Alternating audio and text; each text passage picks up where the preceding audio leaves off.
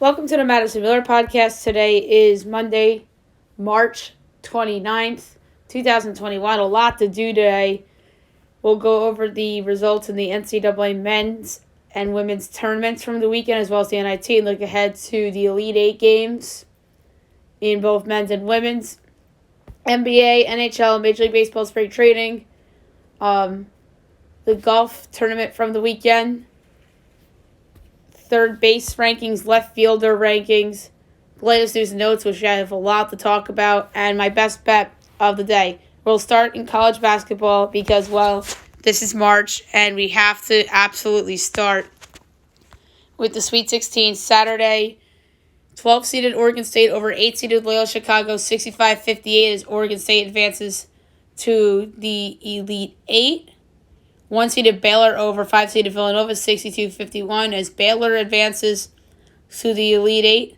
3-seeded Arkansas over 15-seeded Oral Roberts, 72-70 as Arkansas advances to the Elite Eight. And 2-seeded Houston over 11-seeded Syracuse, 62-46 to advance to the Elite Eight. Obviously, Oregon State and Houston will meet up for the Midwest Regional Final, and Baylor and Arkansas will meet up in the South Regional Final.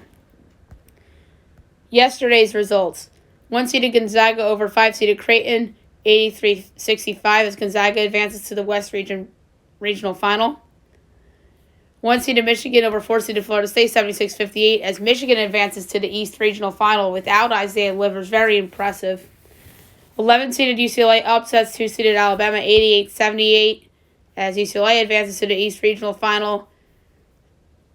Although Alabama forced overtime on a crazy buzzer beater and regulation by Alex Reese, but ultimately UCLA recovered from it and won by double digits in overtime anyway. And 6-seeded USC over 7-seeded Oregon, 82-68 to advance to the West Regional Final.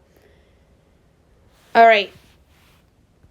Today's games, there's only two of them. 7:15 on CBS, 12-seeded Oregon State and 2-seeded Houston. My projections for this game is Houston by 12.5, total 136. Meanwhile, on FanDuel, it's 7.5 and 129. This has been an unders tournament, so I'm going to lay the 7.5 at Houston at minus 106. Houston's been brilliant this whole tournament, looking like the Cougars team that I thought could make a run. So I'm going to lay the 7.5 at Houston, and then at 9:57 on CBS, 3-seeded Arkansas, 1-seeded Baylor in the South Regional Final. Obviously, Oregon State, Houston's the Midwest Regional Final.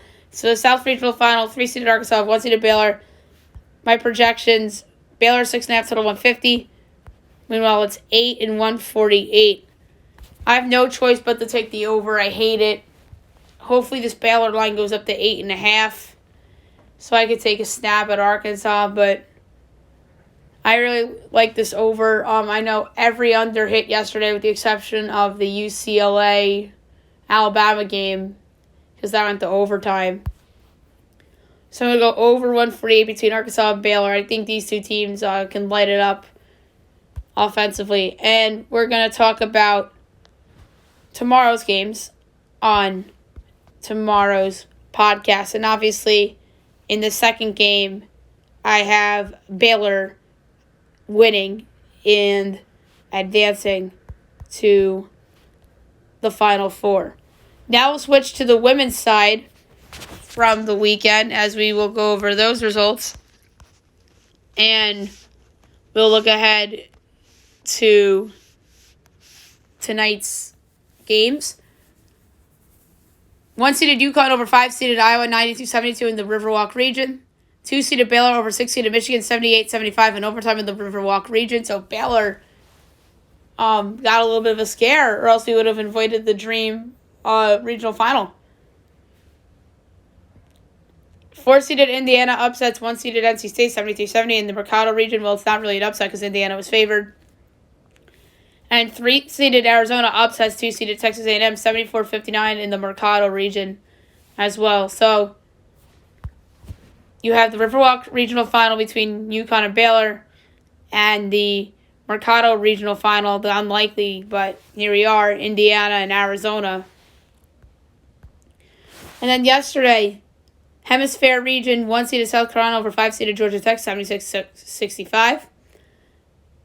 Alamo Region, 1-seeded Stanford over 5-seeded Missouri State, 89-62. So Missouri State's Cinderella season comes to an end. Alamo Region as well, 2-seeded Louisville over 6-seeded Oregon, 60-42. Oregon, if I'm not mistaken, was favored in the game, which was crazy. And Hemisphere Region, 6-seeded Texas over 2-seeded Maryland, 64-61. I thought Texas could hang around, but nope, they win the game outright. All right, 7 o'clock ESPN, 2-seeded Baylor, 1-seeded UConn, the dream Elite Eight game in the women's. UConn's favored by 3.5, total 136.5. I'm laying it with UConn. Best player on the court is Paige Beckers. Best player in college basketball is Paige Beckers. And you could argue on either side as well, because this girl's very special. This girl's going to dominate basketball for years to come. So I'm going to lay the 3.5 with UConn against Baylor. And at 9 o'clock ESPN, 4-seeded Indiana and 3-seeded Arizona. Indiana is favored by 2.5, totals 124.5. This is a hard one. I'm going to go with the over, though. I think that these two teams are a little bit better than 124. I think that this could be played into the 130s. Indiana's been scoring a lot of points, as is Arizona. So, with the exception of the BYU game, actually. But Arizona's the team that's playing great defense and not so great offense. So that's the case for the under. But Indiana's too good offensively. So I'm going to go over 124.5 between Indiana and Arizona. And we'll go over tomorrow's games on tomorrow's podcast. Now the NIT from the weekend. We had the semifinals, the championship, and the third place games. And it was interesting to say the least. Saturday, Memphis over Colorado State, 90-67. The battle of 1 seeds to the right to go to the final. And the battle of 4 seeds for the right to go to the final. Mississippi State over Louisiana Tech, 84-62. And then the consolation game, Louisiana Tech defeated Colorado State, 76-74. Louisiana Tech finishes in third. Colorado State in fourth. And the NIT championship, 1-seeded Memphis over 4-seeded Mississippi State, 77-64 to win the NIT championship. I'm sorry, winning the NIT is not a successful season for a lot of the teams, especially if you're a power conference team with heavy expectations like Memphis is with Penny Hardaway. I'm sorry, this is like the one of those situations where, to me, winning the NIT is not a success. You need to make the tournament. And this season, to me, was still a failure for Memphis because you were expected to go to the tournament and you didn't. And Mississippi State, to me, their season wasn't a successful season either. You could argue Louisiana Tech had a successful year. Colorado State did as well. But they're in the consolation game, and the two teams that were in the NIT championship game had aspirations of the Big Ten. So all 4 of those teams did. But preseason expectations-wise, Memphis obviously did, and so did Mississippi State. So there's your NIT talk from the weekend. And now we will move on to the NBA from the weekend, as we will go over those results, and we will look ahead to tonight's big window. Nets over the Pistons, 113-111. Suns over the Raptors, 104-100. Celtics over the Bucks, 122-114 on national TV. And that was a pretty darn impressive win for Boston, if you ask me. Hornets over the Heat, 110-105. Magic lose at home in their first game without everybody against the Trailblazers, 112-105. Timberwolves over the Rockets, 107-101. Nuggets over the Pelicans, 113-108. Pacers over the Mavs, 103-94. Jazz over the Grizzlies, 117-114. Hawks over the Warriors, 124-108. And the Lakers over the Cavs, 186. Saturday's results. Wizards over the Pistons, 106-92. Rockets over the Timberwolves, 129-107. Knicks over the Bucks, 102-96. Spurs over the Bulls, 120-104. Pelicans over the Mavericks, 112-103. Celtics over the Thunder, 111-94. Jazz over the Grizzlies, 126-110. Clippers over the 76ers, 122-112. And Kings over the Cavs, 198. Sunday, Suns over the Hornets, 101-97 in overtime. Trailblazers over the Raptors, 122-117. Nuggets over the Hawks, 126-102. And the Lakers over the Magic, 96-93. So the Lakers have been lucky in 2 games over the weekend without LeBron James and Anthony Davis because they played 2 trash teams from the East. All right. Now tonight's window, 7 o'clock, you have the Pacers and the Wizards. My projections are at Pacers 4.5, total 230. Meanwhile, FanDuel has this at Pacers by 4 and no total yet. If the total is anything higher than 231.5, I'm betting the under. And if it's anything lower than 228.5, I'm betting the over. Pelicans Celtics, I am at Boston 7.5, total 227. Meanwhile, it is Boston 4, total 230.5. I'm laying the 4 at Boston. Lonzo Ball might be out for this one. Evan Fournier, solid addition, so I'm going to lay the 4 at Boston against New Orleans. Timberwolves Nets, I'm at Brooklyn by a whopping 25.5, total 230.5. Meanwhile, it's 11.5. We don't have a total yet. I'm laying the 11.5 at Brooklyn. Miami Knicks, I'm at Miami 2.5, total 212.5. Meanwhile, it's Miami 4.5. We don't have a total yet. I'm taking the Knicks in the points. Julius Randle questionable. I think he plays, so I'm taking the 4.5 with the Knicks. I don't know if they'll win the game outright, but I like the Knicks as a home underdog. Raptors Pistons at 8 o'clock.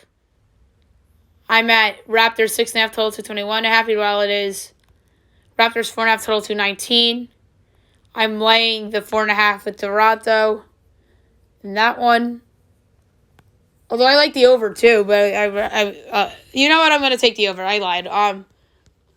Don't feel great about it, but I'll take the over.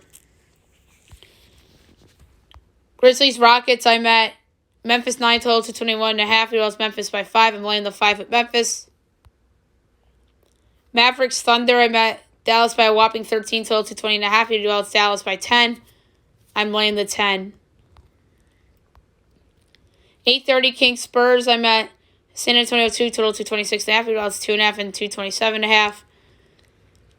For the sake of the podcast, I'm taking the under, but I hate the pick. 9 o'clock Cavs Jazz, I'm at Jazz 24, total 220. Meanwhile, it is Jazz 15.5. I'm laying the wood.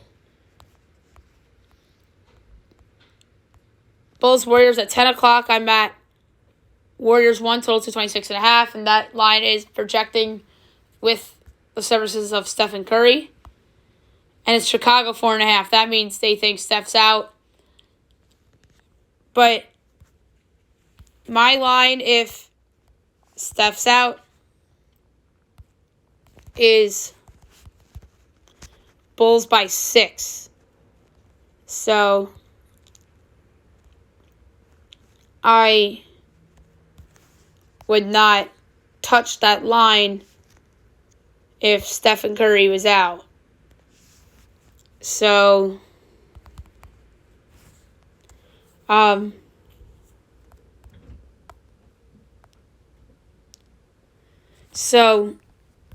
he's questionable to go. I'm taking the Warriors plus the points. I think they went outright plus 164. Best player on the court is Stephen Curry. I think the Bulls are a little too overhyped with the addition of Vucevic, although I did major adjusting for my Bulls projections with the addition of him. NBA TV, Bucks Clippers, I'm at Clippers 1, total 228. Meanwhile, it is Clippers 1, and we don't have a total yet. If the total is 230 or higher, I'm betting the under, and if it's 226 or lower, I'm betting the over. Alrighty then. Now we'll move on to the NHL from the weekend and look ahead to tonight's games. There are some interesting results, to say the least, in the National Hockey League from the weekend. Friday, Capitals over the Devils 4-0. Ducks over the Blues 4-1. Jets over the Flames 3-2. And Coyotes over the Sharks 5-2. Saturday, Flyers over the Rangers 2-1. Bruins over the Sabres 3-2. Red Wings over the Blue Jackets 3-1. Golden Knights over the Avs 3-2 in overtime on a game winner by Max Pacioretty. Canes over the Bolts 4-3. Leafs over the Oilers 4-3 in overtime on a game winner by Austin Matthews. Penguins over the Islanders 6-3. Preds over the Blackhawks 3-1. Panthers over the Stars 4-3 in overtime on a game winner by Aaron Ekblad. Unfortunate news for Ekblad, which we'll get to on a later segment. Flames over the Jets 4-2. Coyotes over the Sharks 4-0. Sunday, Capitals over the Rangers 5-4 as the Rangers were down 4-0 and 5-2 and made this a game. Red Wings over the Blue Jackets 4-1. Ducks over the Blues 3-2 in overtime on a game winner by Josh Manson. Devils over the Bruins 1-0. Panthers over the Stars 4-1. Preds over the Blackhawks 3-2. Senators Canadiens postponed, and obviously Friday's Oilers Canadiens game was postponed as well. Tonight's window, 7 o'clock, you have the Flyers and the Sabres. Flyers are minus 215. Buffalo's plus 180. Over under 5.5. Overs minus 128. Unders plus 104. Flyers minus 1.5 is plus 130. Buffalo plus 1.5 is minus 156. I'm going to take the over. I have no choice. I think there's going to be a lot of goals, and I think Philly can do it by themselves. And I think that Rangers win could springboard Philly. NBCSN, you have the Islanders and the Penguins. The Islanders are minus 104 dogs. The Pens are minus 112 favorites. Over under 5.5. Overs minus 104. Unders minus 118. Islanders plus 1.5 is minus 295. Pens minus 1.5 is plus 235. I can't remember a more disrespected team this year than the Islanders. They're in second at the moment. They dropped out at first, courtesy of Washington winning. And this is tough. But all that said, I'm taking the Pens at home. The Penguins are playing pretty well right now. They're scoring a lot of goals. Their goaltending's been pretty good, so I'm going to take the Penguins minus 112. Oilers, Maple Leafs. The Leafs are minus 162. The Oilers are plus 136. Over under 6.5. Overs minus 128. Unders plus 104. Oilers plus 1.5 is minus 188. Leafs minus 1.5 is plus 155. I'm going to go with the under at plus 104. These two teams have weirdly been under teams of late, so I'm going to go under 6.5 at plus 104. And by the way, Islanders Penguins is on NBCSN tonight. 9 o'clock, the Ducks and the Avalanche. The Avs are a Lethe minus 450. The Ducks are plus 350. Over under 5.5. Overs minus 128. Unders plus 104. The Ducks plus 1.5. Plus 2.5 is minus 138. The Avs minus 2.5 is plus 115. I have never seen a puck line this big. Holy cow. Oof. I'm going to go with the over 5.5 at minus 128. I have no choice but to go with the over. I think that the Avs will put up a lot of goals. The Ducks are normally an under team, but I think they could score a little bit with Colorado because of Colorado's vulnerable goaltending. So we'll go over 5.5 at minus 128. 10 o'clock, Jets Flames. The Flames are minus 122. The Jets are plus 104. Over under 5.5. Overs minus 115. Unders minus 105. Jets plus 1.5 is minus 270. The Flames minus 1.5 is plus 220. I'm going to go over 5.5 at minus 115. I think this is a high-scoring affair. And I think that this should be 6.5. And the Kings and the Golden Knights. The Golden Knights are minus 220. The Kings are plus 184. Over under 5.5. Overs minus 112. Unders minus 108. The Kings plus 1.5 is minus 146. The Knights minus 1.5 is plus 122. I'm going to go with the under here. Under minus 108. The Kings have played very well in net and on defense. And same with the Golden Knights. So we'll go under 5.5 minus 108. And last but not least, 10:30, the Wild and the Sharks.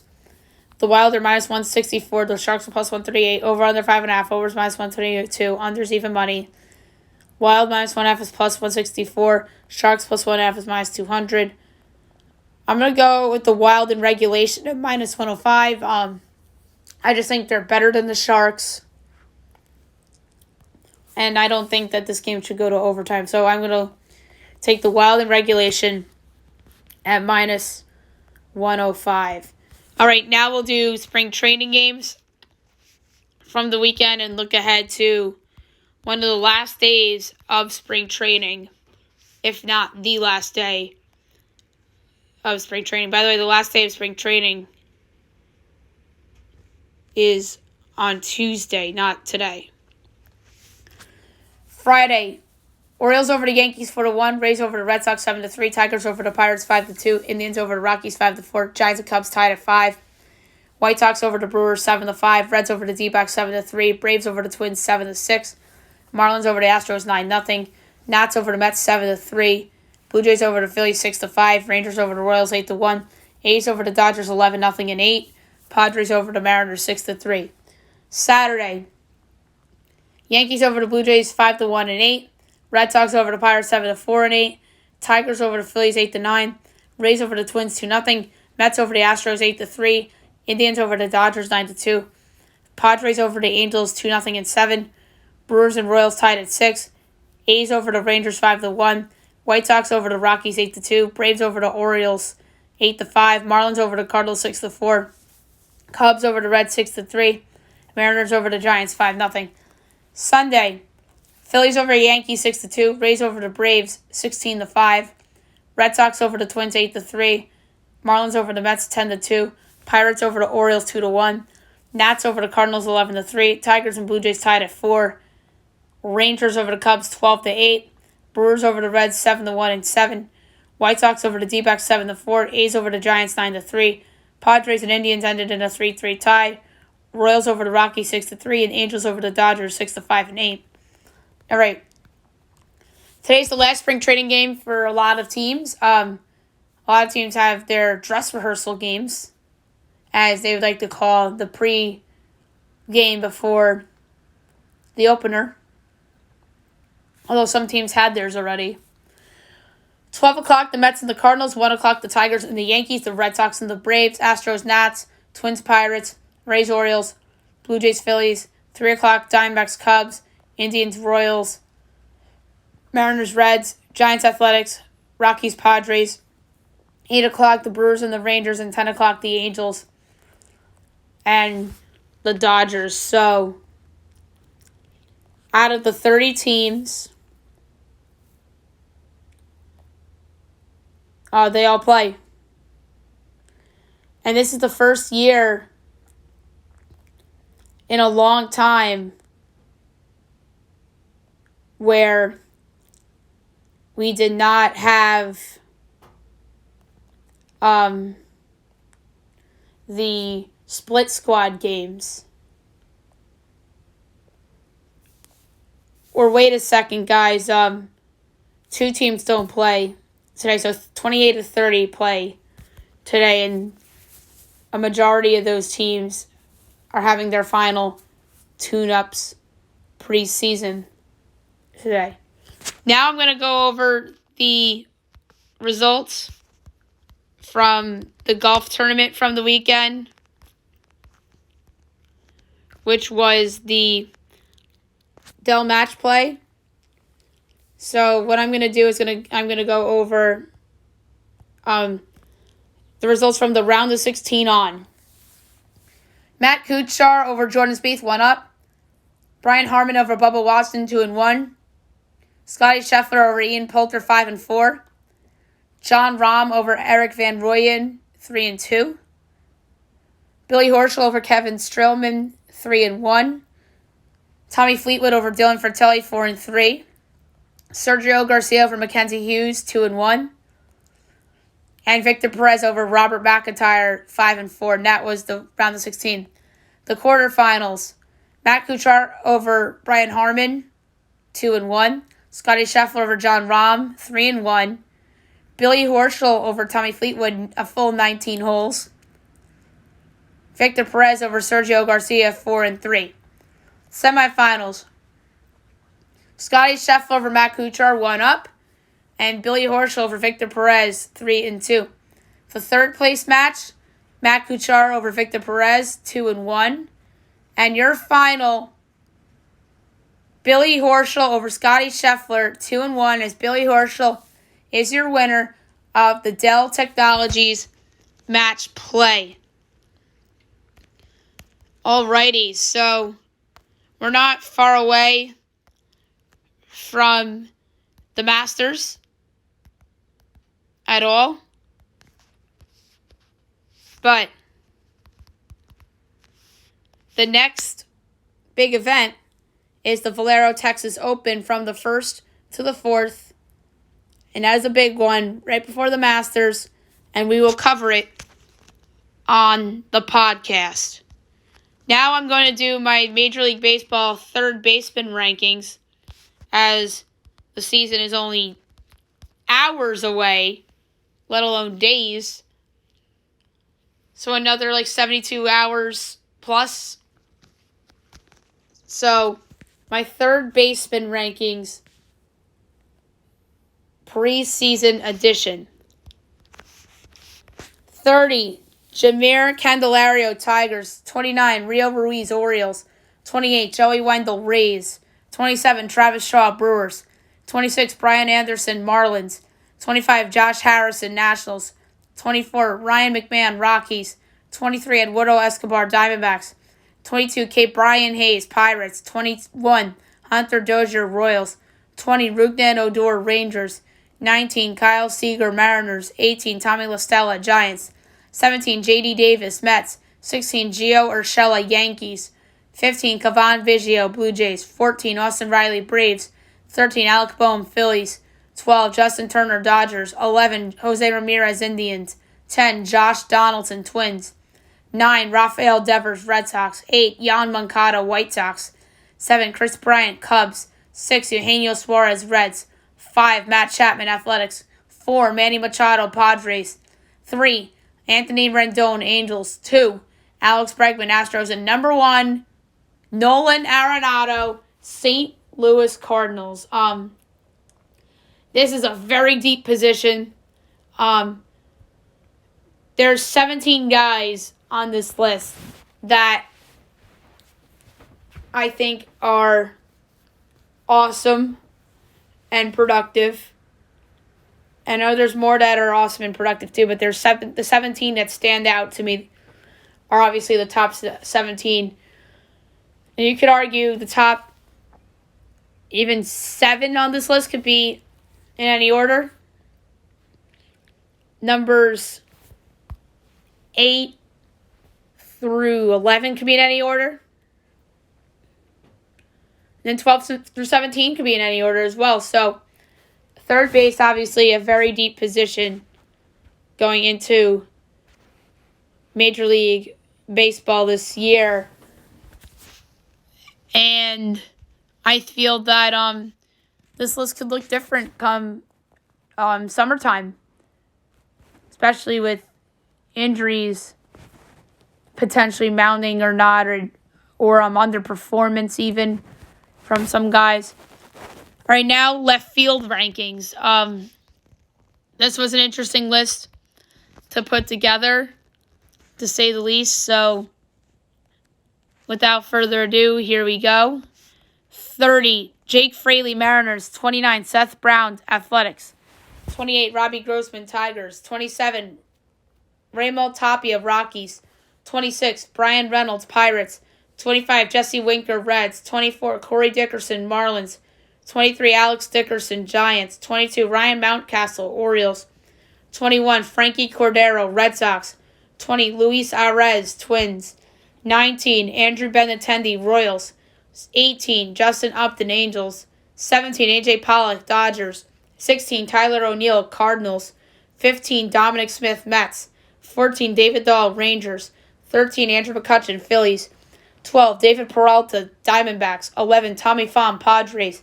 10, Lourdes Gurriel, Blue Jays. 9, Eddie Rosario, Indians. 8, Kyle Schwarber, Nationals. 7, Jock Peterson, Cubs. 6, Michael Brantley, Astros. 5, Clint Frazier, Yankees. 4, Randy Arozarena, Rays. 3, Marcelo Zuna, Braves. 2, Eloy Jimenez, White Sox. 1, Christian Yelich, Milwaukee Brewers. Despite a bad year last year, Yelich is still my number 1 left fielder coming into the season. Unfortunately for my number 2 left fielder, Eloy Jimenez, he'll miss 5 to 6 months due to that injury. That was just a brutal loss for the White Sox for the time being. Maybe they'll go out and make a trade for somebody that can step in and be a spot starter for them until Jimenez gets back. Ozuna's been awesome as he really had a great year at the Braves last year. Arozarena, obviously, we know is the postseason hero. I think Frazier could be a huge breakout player for the Yankees this year. Brantley's still very solid. So your top 6 to me is the top 6. I think 7 and 8 on this list are big wild cards because they're 2 players that switch teams. And maybe they will perform up to what they're ought to be with their new teams in Schwarber and Peterson. Rosario's on a new team, and to me, he's just a steady player. And I think has kind of peaked. Gurriel, I think, is in for a big year at Toronto. And then guys 11 through 17 on this list, to me, are very good starting players for their respective teams. So there you have it for the left field rankings for this season. Now the latest news and notes before we go to best bet. This is going to be a long one. The NASCAR races from the weekend are being raced today due to weather. So I want to get that out of the way, news and notes. The biggest news of the weekend came on Friday in the NFL because there was a huge trade that happened. The Dolphins traded the number 3 overall pick to the San Francisco 49ers for the number 12 pick, a 2021 third-round pick, which is the comp pick from the Jets for the Robert Saleh hiring, and first-round picks in 2022 and 2023. And this is what Adam Schefter said, a blockbuster deal with massive ramifications for years to come, which is absolutely true. So that is absolutely bonkers. To me, this signals that the 49ers are going for it. Everybody thinks that they're going to draft a quarterback at 3. Maybe they do. But to me, this is a win-now team. This team was in the Super Bowl 2 years ago. And to me, I think they're going to trade for Deshaun Watson. I know teams are kind of afraid of Watson now because of this legal stuff that's going on. But ignore that and focus on what he brings on the field. And what he brings on the field is championship caliber quarterback play that you need if you want to win a Super Bowl. And the 49ers are a win-now team with a win-now roster with great players all around their roster. And Jimmy Garoppolo, by the way, isn't a bad quarterback. I just think that the 49ers want to get out of that contract and want to upgrade at that position because they feel like he held them back in that one Super Bowl, which that's just a lazy narrative to me. I don't agree with that, but I do agree that Deshaun Watson is much better than Jimmy Garoppolo. So we'll see what the 49ers do with the number 3 overall pick. And then we had another trade. And then Schefter said, before I get to the other trade, and the 49ers did not trade up with one quarterback in mind. They traded up because they're good with the options that they'll be there at number 3.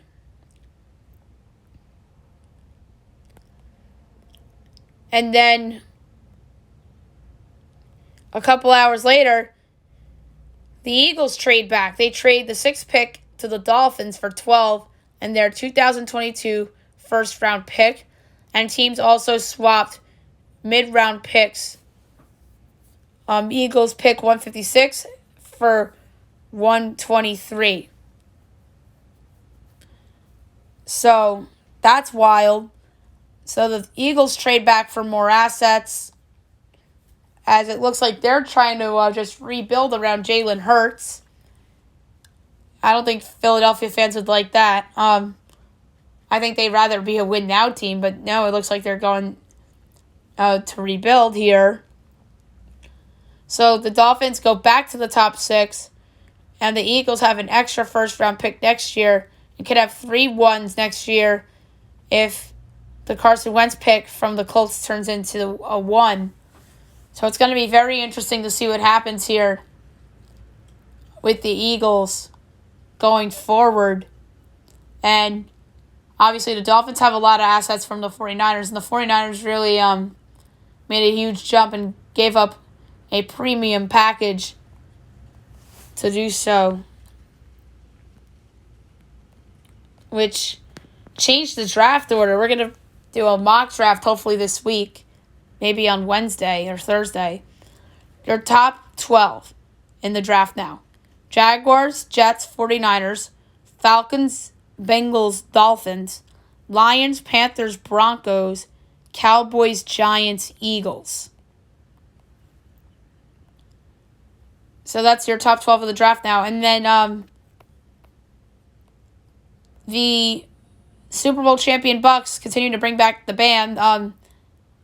As Leonard Fournette goes back there on a 1-year deal. He fit really well on that team, and he had a nice impact in that Super Bowl run, including in the big game. So the Buccaneers, I have the 49ers in my head because you just talked about the trade. But the Bucks are bringing back all their starters, which is amazing. And then one more NFL news, which isn't great off the court, obviously. Saints cornerback Marshawn Lattimore was arrested for a loaded and stolen handgun. That's not cool. We'll see what's the fallout for that. Sammy Watkins to the Ravens on a 1-year, $6 million, $5 million guaranteed deal. I like that signing for the Ravens. Watkins could be their number 2 receiver behind Hollywood Brown. This was a signing that I feel makes sense and will help Lamar Jackson. Safety Josh Jones signing back with the Jaguars on a 1-year deal. So Josh Jones back to Jacksonville. Veteran backup quarterback Chase Daniel, 1-year deal with the Chargers. So Daniel reunites with his former coaches Brandon Staley and Joe Lombardi, and will mentor reigning Rookie of the Year Justin Herbert. So that is interesting, and very interesting NFL news from the weekend as well, which is that the NFL is expected to expand their regular season schedule this week to 17 games. So that is amazing, as each team will be added an extra game, and that is awesome. And there won't be any team finishing 500 anymore. It's either you're over 500 or you're under 500 for the season. Presumptive number 1 pick Trevor Lawrence is declining the chance to attend the draft in Cleveland and is instead choosing to watch it at Clemson with a few family members and friends. And despite the league's invite, Lawrence never wavered in his desire to watch the draft at Clemson. So the number 1 overall pick will not be in-house for the draft, as he'll be watching at Clemson with family and friends. And I think players have the right to pick where they wanted to watch the draft. So there you have that. Defensive tackle Jerome Reed is expected to sign with the Kansas City Chiefs. So the Chiefs get a nice signing, so Reed can pair with Chris Jones on that D-line, which I think is a good signing for Miami. All right, so that was a lot of NFL news. To college basketball off-court, or I should say on-court carousel news. Mike Woodson is leaving the New York Knicks as their assistant under Tom Thibodeau to become the new head coach at the University of Indiana. I don't love this hire. To me, Woodson is more suited to be an NBA assistant or head coach rather than in college. This reminds me of Avery Johnson with Alabama, and that obviously did not work out. So I don't really love the signing. I think Indiana should have went for the stars like Chris Beard or somebody like that. But no, they go with somebody who obviously played for them back in the day. So Woodson's back home. So that's where the story is actually nice in that sense. And obviously he knows the area well, and he's going to have to recruit very big. But I don't know how he would fit in college. Like I said, this reminds me of Avery Johnson in Alabama, and that obviously did not work out. So if I had to grade this higher, to me it's a B-. And to me, the most surprising one, Shaka Smart jumps Texas for Marquette. And I say surprising in terms of it was surprising in the moment, but it shouldn't be surprising. You know why? Because Shaka Smart would have been the face of every hot seat list going into 2021-22 because of the upset loss to Abilene Christian. And I said this a year ago, Shaka Smart would have lost his job last year had not been for the COVID pandemic. So, and I think Shaka knows that too. So Shaka jumps Texas for Marquette. And I think this is a good hire for Marquette. I think this is an A- hire. I think that Porter Moser would have been a good fit. I think that some other guys would have been a good fit for Marquette as well. But no, they go with Shaka Smart, which I didn't think was realistic. So that's why I'm giving it an A-. I think that Shaka could rejuvenate his career a little bit. Less pressure. A weaker conference at the moment. So I like that hire for Marquette. And now the question is, what's next for Texas?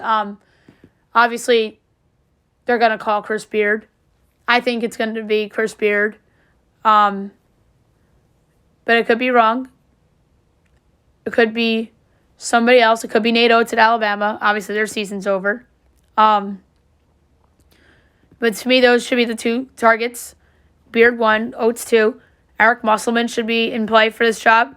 But yeah, this is Texas. They're going to shoot for the stars. And they wind up getting a star in their football head coach in Steve Sarkisian, who was the former head coach at USC and obviously an assistant under Nick Saban at Alabama. And now he's with Texas football. But I think that they're going to go big name hunting. Chris Beard, Nate Oates, Eric Musselman are three candidates in mind. But if not one of those three, do they give Dana Altman at Oregon a call? Do they wait for USC potentially to lose tomorrow night to Gonzaga? And will they give Andy Enfield a call? Will Bobby Hurley get a call at Arizona State? There's some other guys that I could look to as well. I don't think Mick Cronin would bounce from UCLA after 2 years. He's doing wonderful there, and I think that he's going to be there for a while. So it's going to be interesting to see who Texas obviously hires. Lon Kruger retires from Oklahoma. I may or may not have mentioned this on the podcast on Friday, but if I did on Friday, I apologize. I want to just talk about possible candidates for Oklahoma. Porter Moser, to me, stands out as a candidate there. Somebody else that stands out for me in terms of coaching candidates at Oklahoma is San Diego State's Brian Dutcher. I think he would be a nice fit at Oklahoma. I think that Drake's Darian DeVries could be in play for this job. And quite frankly, you can't rule out Kruger's one of Kruger's assistants, Jim Molinari, Carlin Hartman, Pooh Williamson. I think those three guys are certainly in play for this job. Obviously, Kevin Kruger's no longer on the staff as he's now the head coach at UNLV. Although it would have been cool to see Kruger replace his dad, but I don't think that they would have done that. Steve Henson, the head coach at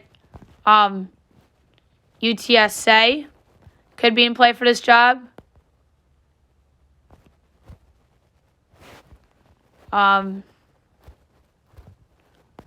There's some other guys that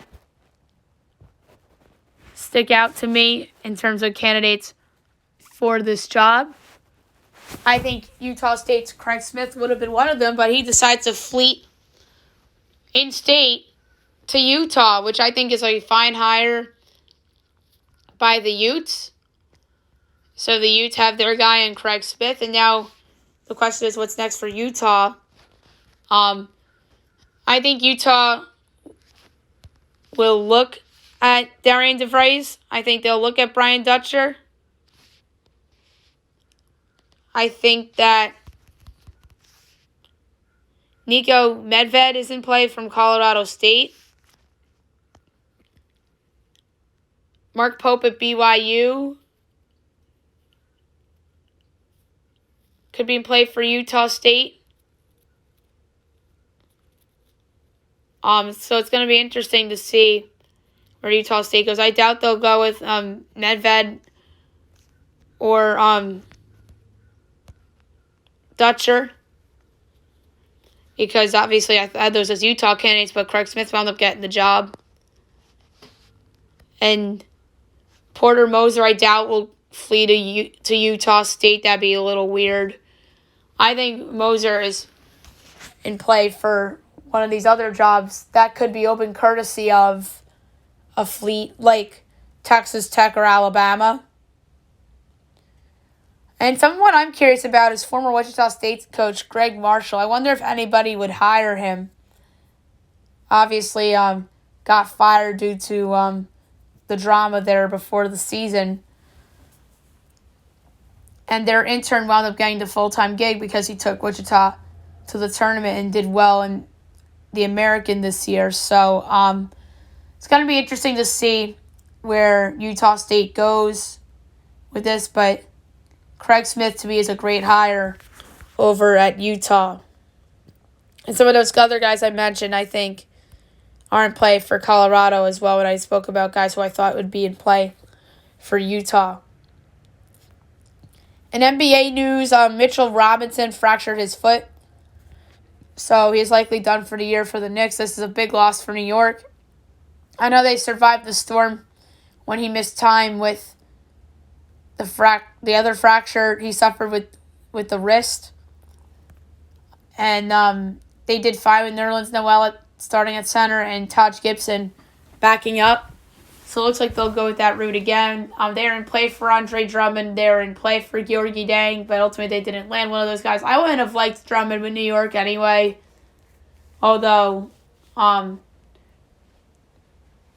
people are probably thinking, oh, why didn't they get Drummond if they knew that Mitchell Robinson was going to get hurt? But they didn't know that Mitchell Robinson was going to get hurt again. They were in play for Drummond because they want to upgrade the backup spot, not the starting spot. And Mitchell Robinson is better than Andre Drummond at this point in his career, too. So, again, big loss for the Knicks. I think that they'll end up in the play-in tournament, not necessarily the playoffs. Which is still a successful season for the Knicks, in my mind. Because nobody had them in the play-in tournament, let alone the playoffs, before the season. And that's credit to Tom Thibodeau and that staff for really getting a lot out of this team and helping these young guys like R.J. Barrett develop into stars. And obviously Julius Randle was an all-star this season as well. So just a brutal injury loss for the New York Knicks. We talked about Eloy Jimenez on the show on Friday and earlier in the left field segment, so we really don't have to discuss that again. And now my best bet of the day, brought to you by FanDuel. This is a hard choice for me in terms of where to go with the pick.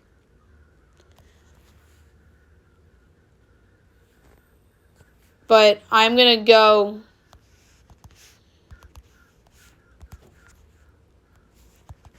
in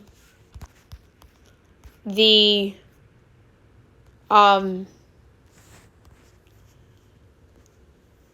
should I go in college or NBA for best bet? I'm thinking about going in the NBA, but I don't know if I want to pull the trigger or not. Should I go Golden State with Curry back potentially?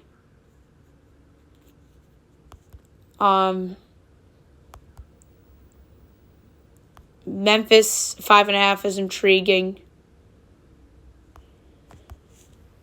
This is hard, guys.